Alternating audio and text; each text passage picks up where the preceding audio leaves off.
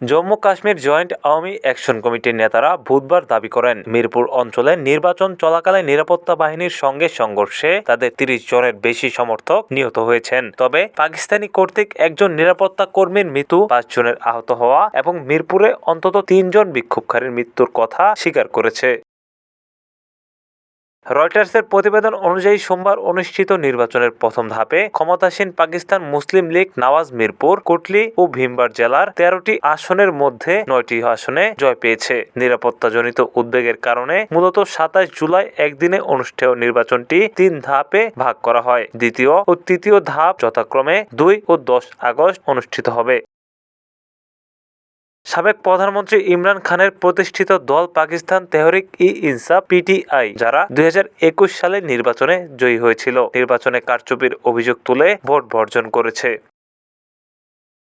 এদিকে জেএএসিকে গত জুনে নিষিদ্ধ ঘোষণা করে আঞ্চলিক সরকার, যার পর থেকেই প্রাণঘাতী বিক্ষোভ শুরু হয়। এখন পর্যন্ত ব্যাংকিং সেবা, সড়ক যোগাযোগ ও ইন্টারনেট সংযোগ ব্যাপকভাবে বিঘ্নিত রয়েছে বলে জানিয়েছে রয়টার্স।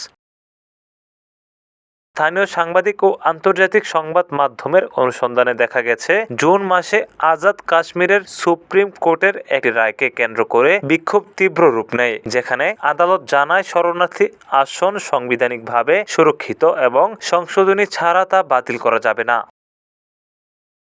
এরপর থেকে রাওয়ালাকোট, মুজাফরাবাদ, মিরপুর ও কোটলি সহ বিভিন্ন এলাকায় বিক্ষোভ ছড়িয়ে পড়ে। জেএএসি সমর্থকরা বলছেন, পাকিস্তানের বড় রাজনৈতিক দলগুলো এইসব আসন ব্যবহার করে আঞ্চলিক পরিষদের গঠন নিজেদের অনুকূলে নিয়ন্ত্রণ করছে। ATV USA international desk.